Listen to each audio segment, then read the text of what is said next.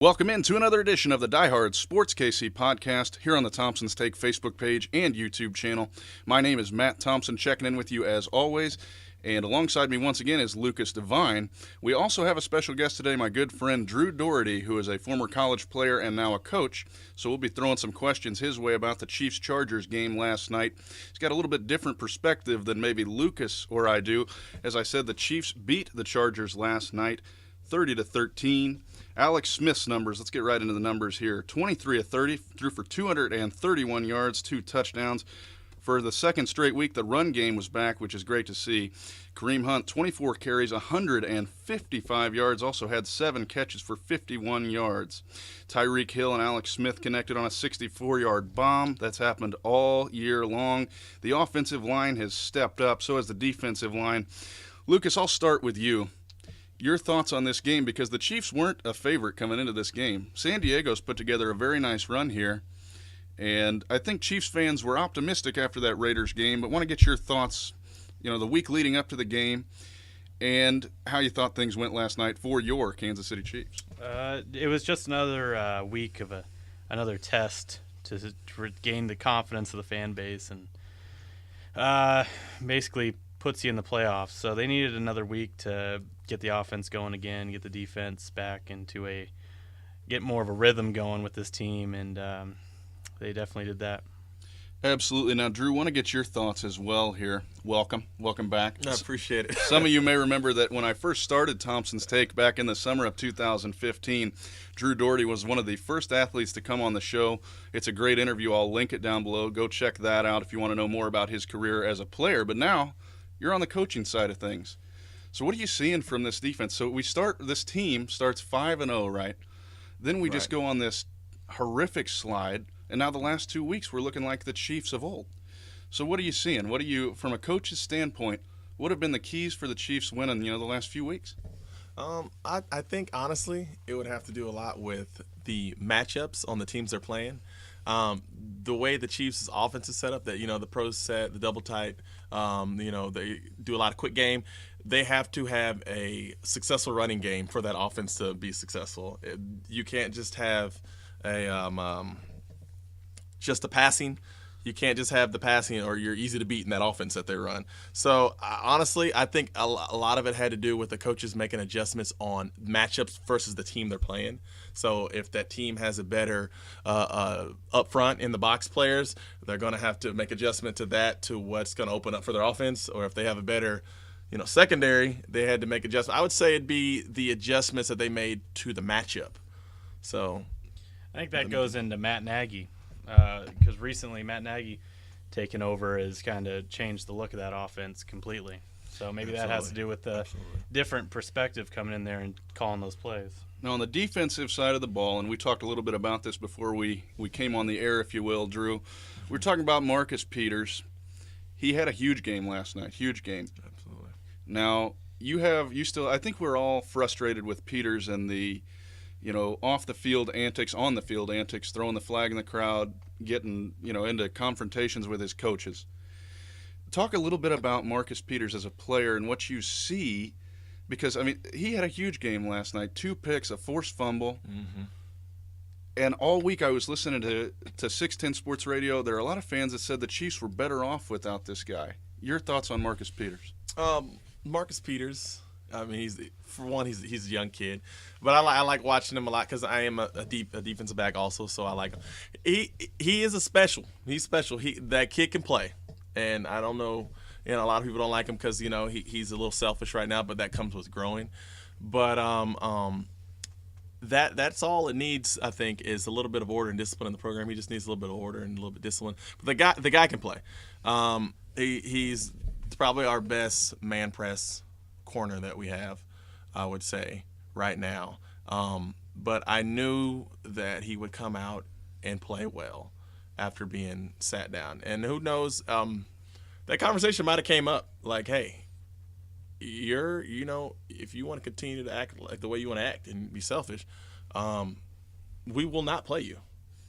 So to get that wake-up call that no matter how good I'm playing, if I'm not with the program, I guess I better start playing, you know. So I guess it did put a lot of pressure on him, especially after the Chiefs getting that huge win against Oakland the week before, that they could beat a team that, you know, that bad. And then Oakland's a good team. Without him, Right. he had the pressure to play well. Well, and Peters it had to be killing him because Peters is from Oakland. So that's another thing. You're always going to play well when you're going up against your team, if you will, your hometown team. Lucas, your thoughts on Peters? Because, again, huge game. All week it's talked about. I mean, but he was the reason in a lot of ways. Now, Phillip Rivers, we'll talk about Phillip Rivers in a minute. He's done a terrific job up until last night of not turning the ball over. The Chiefs forced pressure. The pressure created turnovers, in my mind. Lucas, your thoughts? Yeah. Marcus Peters is. I don't think you can make a case for anyone else that on your team that's better at a cornerback position than Marcus Peters is. So you can't. All the people that want to trade him or whatever, I don't think that's your best option, and he proved it. But no, it definitely seemed to wake him up a little bit. He seemed to I don't know if it just grounded him, made him realize why he was on the team, why he's playing football or whatever. But no, he stepped up, and I mean he's had Phillip Rivers' number this year, especially. I mean even back to last year, but this year, I mean he's had 3 picks this year off of Phillip Rivers alone, and the Chiefs had 6 in those 2 games. So, he just proved why he's the number 1 corner on the team, and hopefully he's realized that he needs to act like it. I want to give a shout-out, too, to Chris Jones. He has been, the last 2 games especially, he's a guy with a lot of talent, and he's been creating a lot of that pressure, and Houston's been in the backfield as well. Recently, yeah. Absolutely. That's came up late. D4 can stay healthy. He helps Houston make those plays. D Ford coming in would be just like Tamba Hali when he was there, and that's when Justin Houston plays better when Chris Jones plays better, yes, or I agree. Someone else on that line's creating pressure, because then it's not pressure just coming from both sides. Even up the middle. Absolutely. Well, let's transition back to the offense here. Early on, well, just a few weeks ago, everybody wanted Alex Smith's head. He's now put together some very solid games, and big surprise here, when your running game's going, you're not. Drew alluded to this earlier. When you are not one-dimensional, it opens things up. Alex Smith is not going to do it for you. If you're trying to rely on Alex Smith alone, no, that's not where it's going to come from. Like Drew said, you got to have the running game going. And this is a guy, he rushed for 155 yards.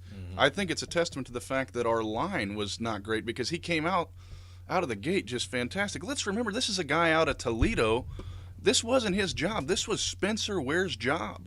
The Chiefs, I'm sure, I think they like Hunt a lot, but I think they plan to develop him a little bit behind Ware. He's come in, he's rushed for over 1,000 yards as a rookie. And that's after having some down weeks. Well, all of a sudden, he's back. Your line's blocking.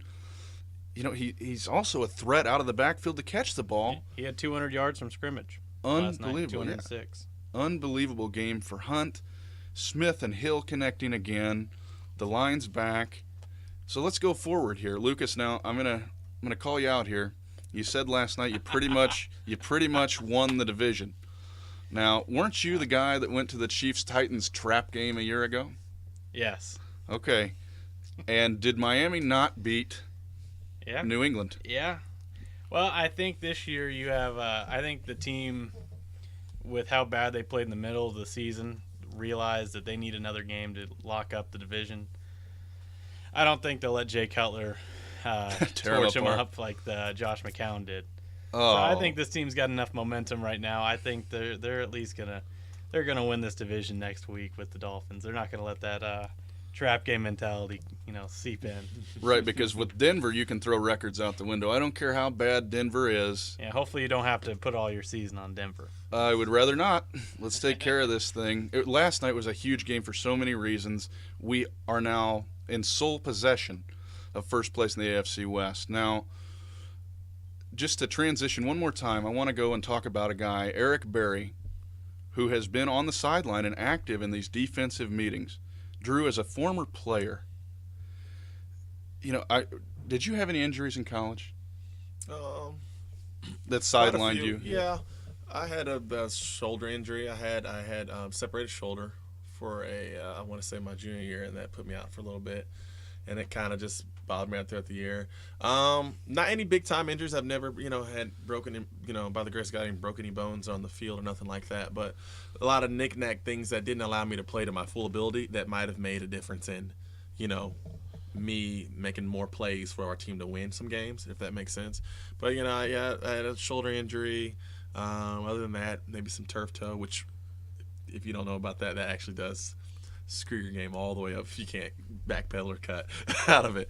But just a few. But yeah, it's just about how you got to take care of those little things before they get to big things. That's kind of where, if I can go back, I would make that a priority. Sure. Yeah. But so let's put you in Eric Berry's shoes. Okay. He's a guy that's been through his fair share of injuries and heartache. He's battled cancer. He came back from that. In the first game of the year, suffers a season-ending injury. So if you're Eric Berry, what's your mindset? What are you trying to do for this Chiefs team? And he's doing it, in my opinion, by showing up to these meetings and being at Arrowhead and at the facility. Absolutely.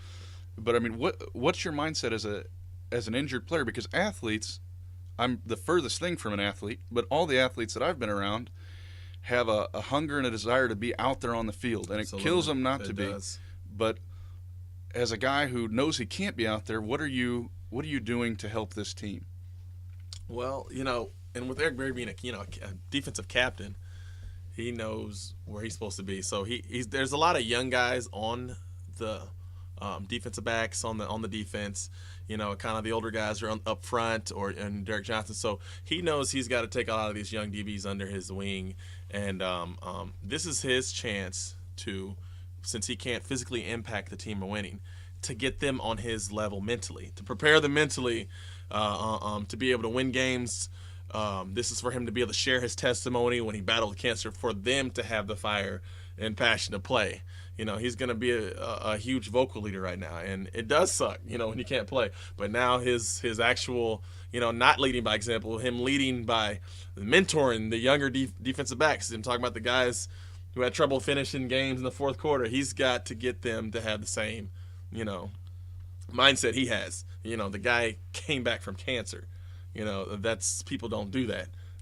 Those are odds that most people don't do. He's got to use that to get these guys to play at a high level at all times. So I think that's probably where he's at, is really getting them mentally ready to go.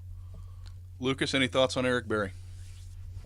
The thing about Eric Berry is recently you've seen him, whether that just be media showing him more now, but you see him on the sideline, and you see him talking to all these defensive players during the game, before the game, after the game, and whether that's just how he's healthy enough to make it out there now, he can walk and at least limp around and get around the facility, or whatever it is. But it seems like recently he's been in the spotlight more as a vocal leader, and you've seen him around the field the past couple of weeks, and the defense has played their best football of the season the last couple of weeks. So he's definitely a game changer on or off the field. Absolutely. Very high football IQ, and essentially just a coach off the field.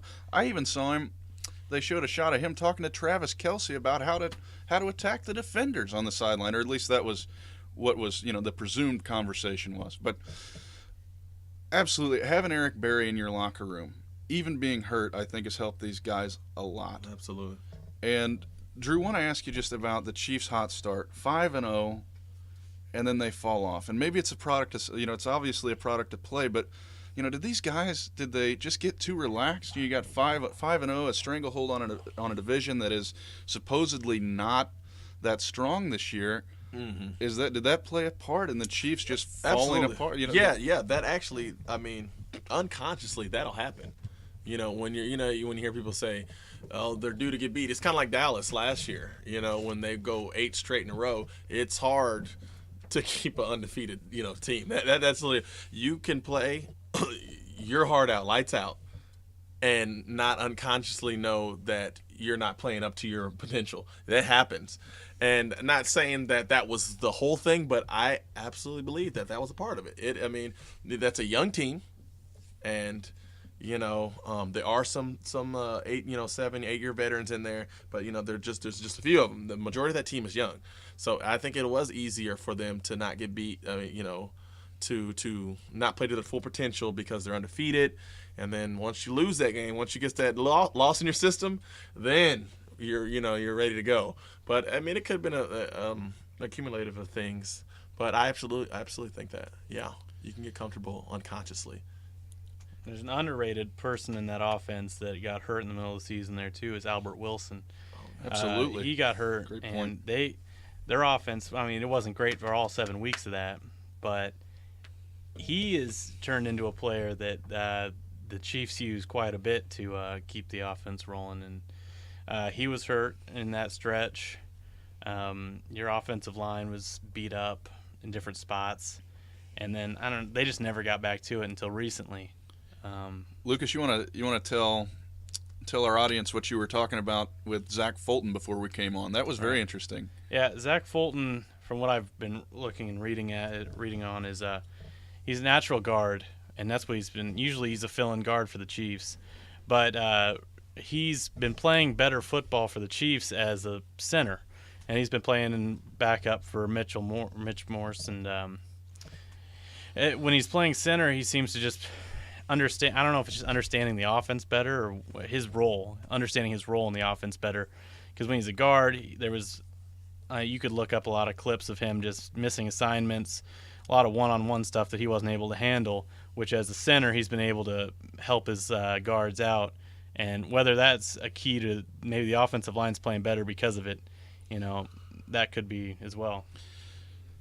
Very good point. Very good point. Now, let's talk a little bit more about the future of the Kansas City Chiefs. Let's remember that just a few weeks ago we were all disgusted. Lucas and I podcasted immediately after the Jets game, and you're thinking this team's an 8-8 team. Now all of a sudden you're 8-6. We said they had to win out. They're looking very good. Going forward, is this now a playoff team in your opinion? You get hot at the right time. I mean, you look back and you get hot just like the Royals did in 2014. They got hot at the right time. The only team, shout out to the boys in blue. Lucas and I, by the way, we're going to plug this, are going to be talking about the hot stove. It's heating up. A big rebuild for the Kansas City Royals. That will definitely be all over Thompson's take. But the only team to ever win 8 straight playoff games. It was a 29-year drought, so they owed it to us in a way. As a wild card. Absolutely, in that wild card game. Okay, we could talk baseball all day. Back to the Chiefs. Back to the Chiefs. But so. It's the same thing, I think, with the Chiefs. If they get hot at the right time, you saw how they played in the beginning of the season. They can beat anybody. They can beat the Patriots. They can beat the Patriots in Foxborough. So you get hot at the right time and play your best football at the end of the season. You never know. The Steelers might be out with the team to beat. And Antonio Brown got hurt tonight. I don't know how serious that injury is going to play, but if things line up for you and you need to take advantage of what you can. Boy, the Steelers got punched in the gut tonight. They had that game won, or so they thought. So Drew, let's get your thoughts on this. The Chiefs going forward. We're going to play the game that Lucas and I like to call my 3 keys. Okay, my 3 keys for the Chiefs' continued success.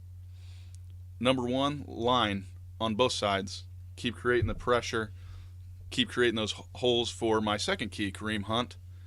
And my 3rd key, Alex Smith and his receivers. Basically the whole offense. We need to just keep playing well. These last 2 weeks were the first full games that this Chiefs team has played in quite a while, since week 3 or 4 prior to that Raiders game. It's been a while since we've seen solid play on both sides. And Drew, your keys, and then Lucas, your 3 keys before we wrap up this edition of the Diehard KC Sports Podcast. Yeah, for the Chiefs to keep excelling, I would have to say, and this is just based off of what I've been seeing, defensively, because our strong point is our box players, up front, the defensive line, and our linebackers. We play better, tremendously better, when we can press and blitz and allow the quarterback to make a mistake on the team. Okay, if we're not able to do that, is when we struggle defensively, and a lot has to do with a lot of our defensive backs. They don't cover well in space. They're outstanding press covers. That's why if we don't get pressure on the quarterback, the games we lose is when our DBs are getting beat.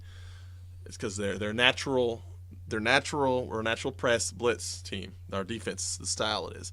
A lot of those guys, some and within different situations, some of them can play that, but most of the time, we are defensively we are our best when we get pressure on the quarterback and allow the defensive backs to press. I think that's going to be a major key defensively for us to keep winning. We have to. If the defensive line does not get pressure, and then it forces our DBs to play off, which that's not their strength. Okay, they're taller, longer style for up front, throwing off the route and making the quarterback make an error, or he's going to get sacked. That would be one thing that they have to do if they want to keep winning, and I believe they can do it. But it's going to take a lot offensively. And real quickly, just like I was saying at the beginning, that style offense that Andy Reid runs, you have to have a 50-50 run pass ball game. Have to. If you shut down the run, that offense is almost no good. The style it is. Double tight, big boy, you got the big nasties up front.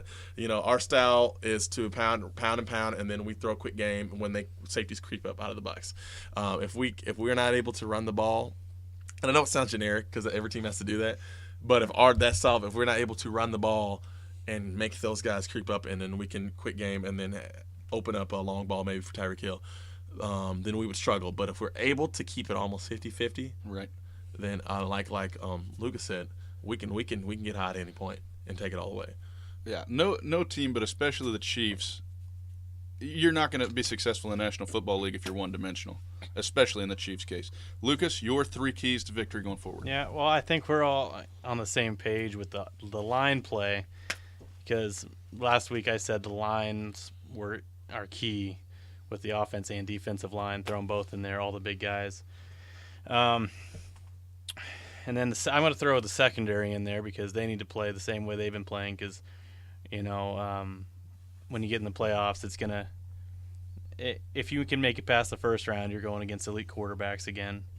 And then Alex Smith just controlling the offense, and the way he's played lately, he's just in control of it all. He never looks uncomfortable in the past couple weeks anyway. And if he can keep control of the offense, the lines play well, and the secondary stays strong. If one of those gives out, you're asking a lot for the rest of the team. All right, well, we're going to go ahead and wrap up this edition of the KC Diehard Sports Podcast. Diehard Sports KC Podcast, second edition there. Still working on the name, but we'll get it. Thank you so much, Drew and Lucas, for your insight today. Kansas City Chiefs are 8-6 in sole possession of first place in the AFC West. They're in control of their own destiny once again. See what they do next week. My name is Matt Thompson here on the Thompson's Take Facebook page and YouTube channel. We'll see you next time, guys.